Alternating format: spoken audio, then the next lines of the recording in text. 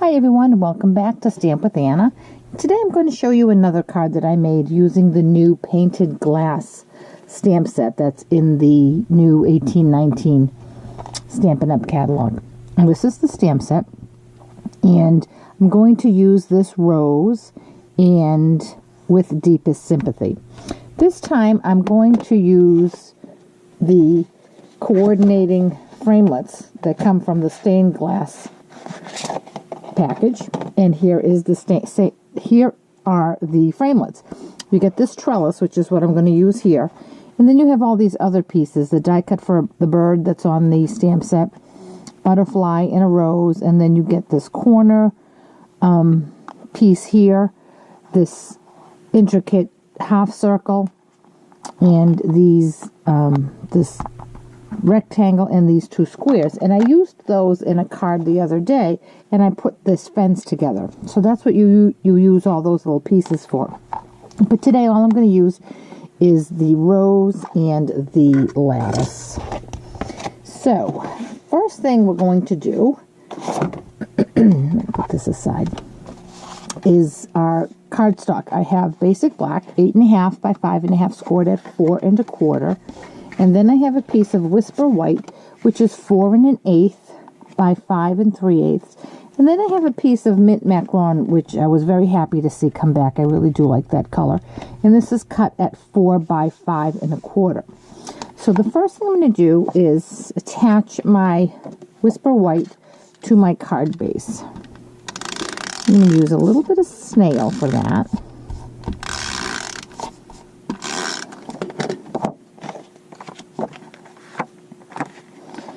And I'm going to drop that down, and it's a thin border. And I'm going to put that aside. Then I have a scrap piece of vellum cardstock, and I'm going to stamp on that using some black ink. And I'm going to stamp 5 of the roses. I'm just going to place them anywhere because I am going to die cut them out. 1, 2, 3,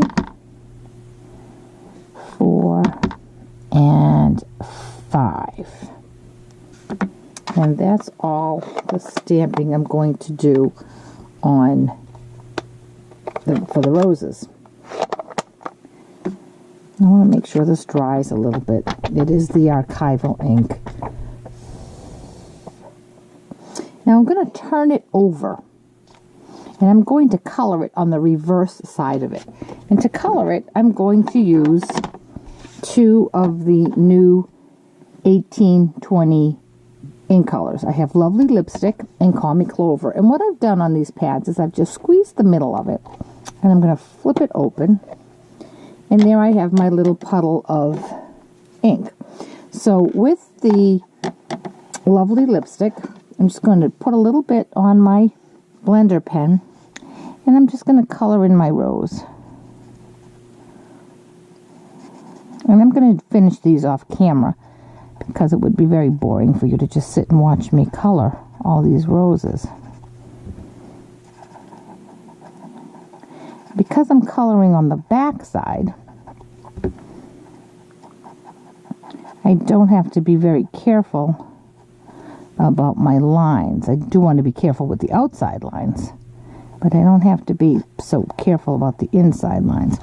And I'm going to do the same thing with the Call Me Clover, and I'm going to use the other side of my blender pen and then just color in my leaves.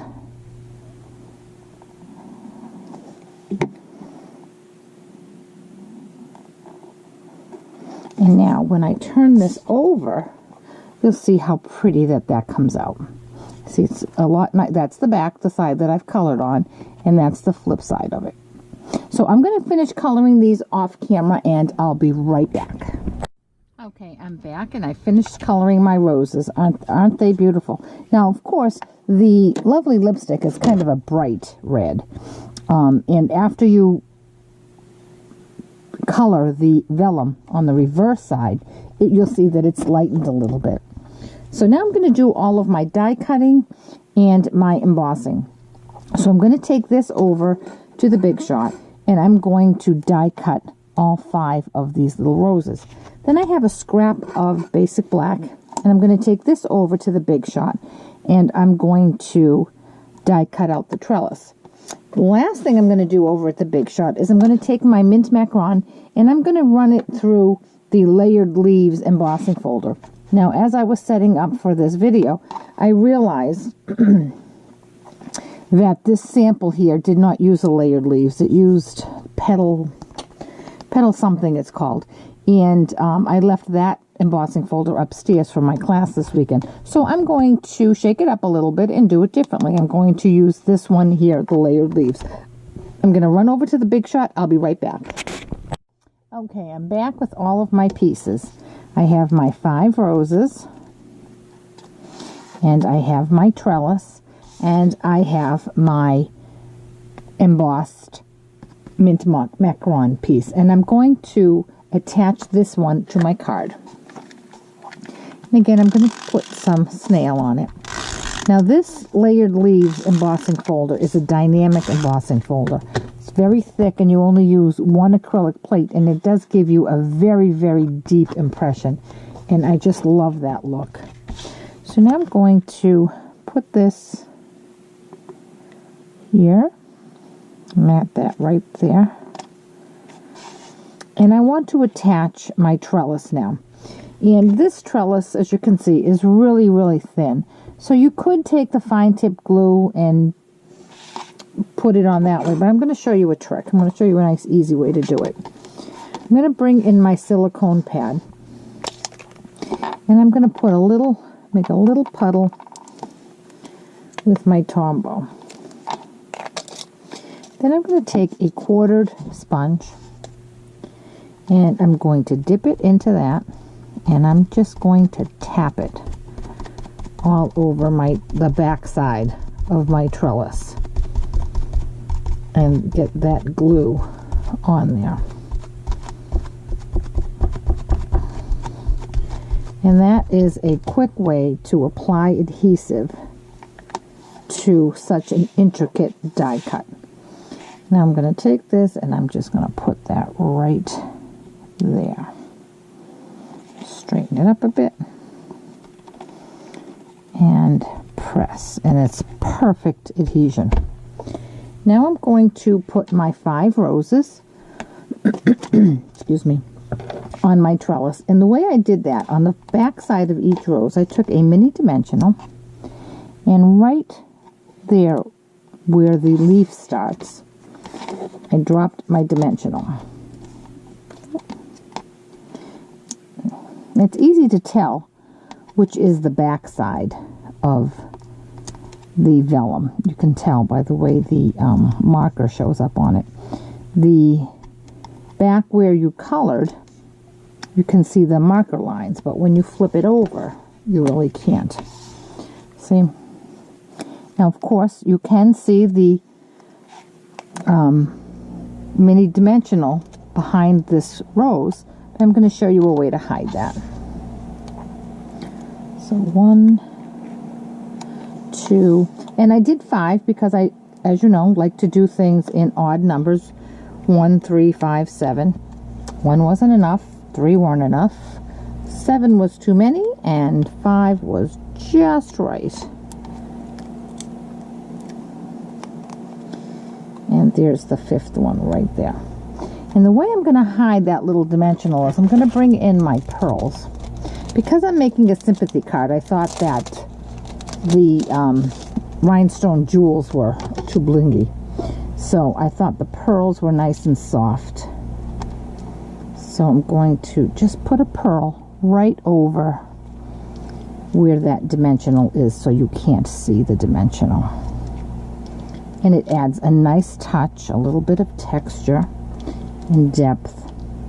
Now I guess you could have put the roses on with some adhesive rather than pop dotting them, but I kind of like the way they stood out like that. It just made it look nice. Now the last thing we have to do is just stamp our sentiment, and again with the black ink I'm going to stamp up the stamp that says "With deepest sympathy," And this piece of white cardstock, it's just a scrap, and I cut it 1 by 2. And I'm just going to center that right in the middle there.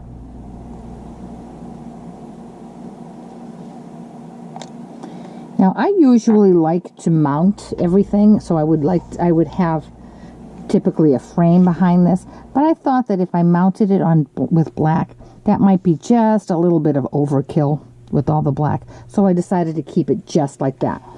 So I'm going to attach it with a little bit of snail, and I'm going to pop it right here. Now on this one here, my rose was up a little higher, so it didn't hit that, but this one, it hits the corner, and that's perfectly fine with me. I do not mind that at all. So there we have it. I do really like this one here with the layered leaves. I like this petal one, but I like the layered leaves a bit better. So that, excuse me, is our quick and easy sympathy card, which looks like you went to a lot of trouble to make it, but in reality, it came together very quickly. If you have any questions at all about this project or any of the products that I used, please contact me through my blog, www.stampwithanna.blogspot.com, and you can hit the contact button while you're there, and let me know if you'd like any information about this project or the products, or if you'd like to receive a copy of the new 1819 Stampin' Up! Catalog. And while you're on my blog, I encourage you to click on the subscribe button or newsletter button and subscribe to my newsletter, which goes out weekly, usually on Tuesdays. And it usually has a recap of all the projects that I've posted on YouTube during the previous week, as well as information about Stampin' Up's promotions that they may be running, and even my own promotions that I occasionally run for my customers. So I hope you enjoyed this project, and I'll catch you back here next week. Thanks so much. Have a great day.